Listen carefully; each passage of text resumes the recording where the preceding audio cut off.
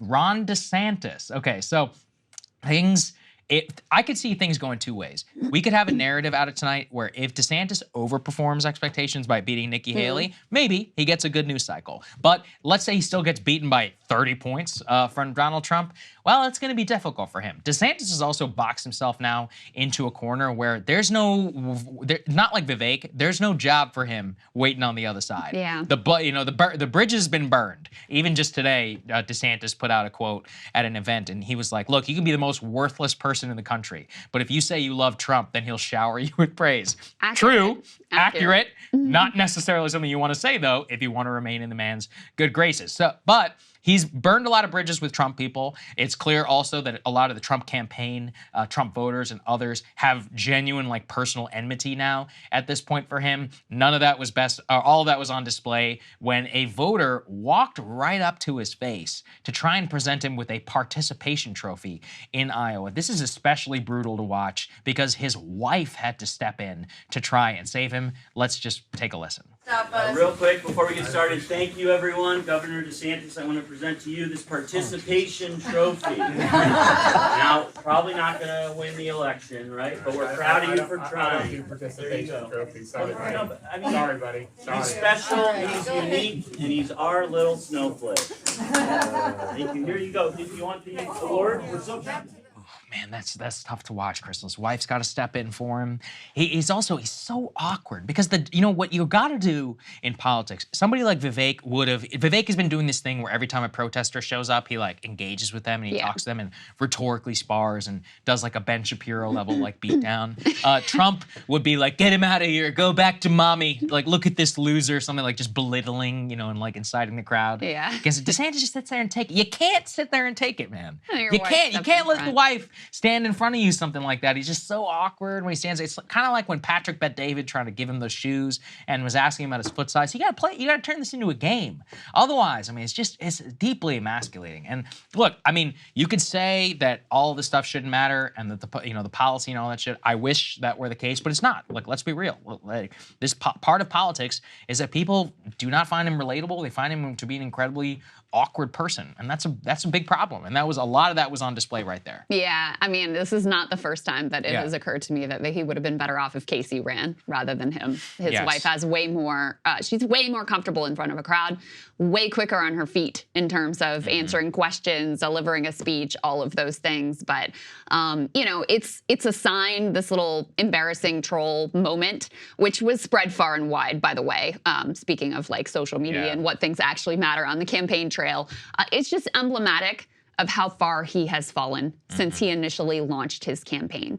And coming off of the midterms, looking like he was the guy, all this media love, lots of sort of soft lens features on him and conservative outlets, Fox News throwing all the way in with him, to now where he is scrapping and hoping that he can beat Nikki Haley on caucus night. This is just so far beyond what he thought, where he thought he would be coming into tonight.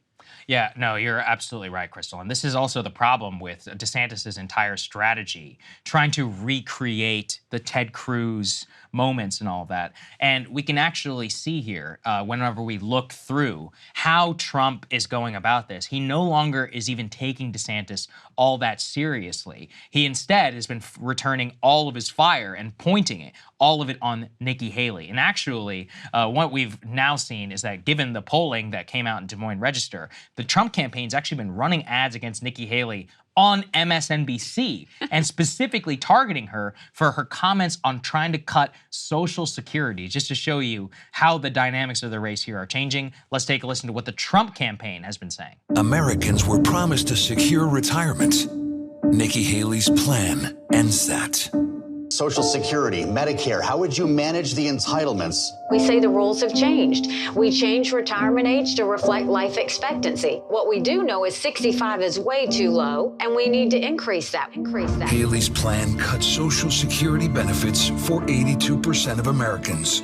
Trump will never let that happen. I'm Donald J. Trump, and I approve this message. Donald J. Trump and I approve this message. Interesting, attacking her that way, and also doing it on MSNBC. Smart move, because so much of her support does come from Democrats. Go ahead. It is and it isn't. Yeah. I mean, this obviously Social Security is an issue that a lot of people are very passionate about. I think any ad that ends with "I'm Donald Trump and I approve this message" on MSNBC is probably not going to gain a lot of traction. They would have been better off if it had been a connected super PAC that didn't have to say "I'm Donald Trump and I approve this message" at the end. And I also think that they would have been better off with a message about Nikki Haley of how she loved Donald Trump right up until it was no longer convenient for her. Because if there are Democrats who show up to vote in the Republican caucus tonight, it's not going to be because they love Nikki Haley or they support her position on Social Security or whatever. Yeah. It's going to be a vote against Trump. That is the animating force among these liberals. So I think a much more effective message for them to put out there would be, this woman is basically a wolf in sheep's clothing. She does whatever's politically convenient. Sure, she claims she's opponent to Trump now, but when it was convenient for her politically, she was singing his praises. She was doing his bidding. And personally, I think that is probably a message that would land more effectively with anti-Trump independents and anti-Trump Democrats. Partly I'm saying this because of the brilliance of my own mother, who shares basically these views, because I asked her yesterday just very neutrally, like, if it was Nikki or Biden, who would you be? And Mom's been kind of like an independent voter for a long time, so she's my barometer a lot of ways. And that was exactly what she said. I was like, this woman just does whatever's politically convenient. She loved Donald Trump right up until now I guess she's an opponent of him, but I don't trust her whatsoever. I think that probably would land better, but who knows how this will all shake out. The question here is how this is what's going to happen. Because if DeSantis gets number 2, then we can be guaranteed that the Trump fire is going to return right back to Ron DeSantis and going into New Hampshire. Some of it will also depend. The thing is, though, is that we're all seeing this lack of enthusiasm amongst Nikki voters, is that her quote-unquote surge in New Hampshire, the bottom could fall out too if she comes in 3rd. That's why she actually arguably has more at stake tonight than everybody else. And things right now in New Hampshire are not bad for her. Let's go ahead and put this up there on the screen. We've got the Real Clear Politics polling average. As you guys can see, Trump is at 43.5%. He would love to be at 50. But Nikki Haley's at 29.3%. And this previously is when Chris Christie was there with 11.3%, DeSantis is 6.5%, and Vivek at 5%. You can assume that a large portion of that Christie vote would go to Nikki Haley, which would make her virtually tied. So that means if she does come in 3rd tonight, I do expect to see a lot of that support just drop out. And the narrative will generally just be like, look, she was overhyped. She didn't have the ability. At the same time, she had 2nd. You could actually see that number go up. And conceivably, she could actually win the New Hampshire primary. I mean, unlikely, but still possible, very much in this realm. So I actually think she's got so much at stake here. The thing is, too, for DeSantis, though, is that because he's so low right now in New Hampshire, it's clear he's got Iowa first in terms of his campaign. Definitely. If he does come in 2nd, he will have to work incredibly hard to boost those New Hampshire numbers, and I'm not so sure that's as realistic, actually. Both Ron and Nikki have big problems. Yeah, they do. For Nikki, the biggest aside from the fact that she's losing to Donald Trump by double digits, still in Iowa and every other state by New Hampshire, but putting that aside, let's imagine the best case scenario for Nikki, right? She outperforms in Iowa. She clinches that 2nd place and narrows the gap and keeps Trump under 50%. She goes to New Hampshire and actually wins in New Hampshire, and the media's loving her and they're pushing her, and maybe she's really got a chance to defeat Trump. She has the same problem Elizabeth Warren, Kamala Harris, Pete Buttigieg. Pete is probably actually the best example, have going into the rest of the states. Her support is almost entirely college-educated, like suburban white college-educated voters. Now, that's okay in New Hampshire. It's really not okay basically anywhere else. So if she doesn't show an ability to grow beyond that college-educated suburban base that has an affinity for her, there's just a hard ceiling on the amount of support she's ever gonna get. So without any demonstrated ability to really cut into Trump's working class base, it's hard to see how this really works out. Now, Ron DeSantis, on the other hand, has a similar college-educated problem, but not as severe as Nikki Haley. He's demonstrated a little bit more of an ability to appeal to some working-class voters. But if Ron doesn't really outperform in Iowa, he's completely dead in the water. I mean, his campaign is really hanging on by its fingernails at this point. So he is in a lot of ways more imminently threatened by the results tonight. I would not be surprised whatsoever if he doesn't pull off second place in the Iowa caucuses, which is massively in doubt at this point. I would not be surprised if he drops out of the race really quickly, because he has really staked his whole potential political trajectory on the state of Iowa. And if he's getting third to Nikki Haley in Iowa, I don't know how you come back from that. He's got big questions, right? So he could stay in all the way till Florida, and he could bank it all on his own home state and hope that he beats Trump. There's not currently a single poll that shows him beating Trump in Florida, just to be right.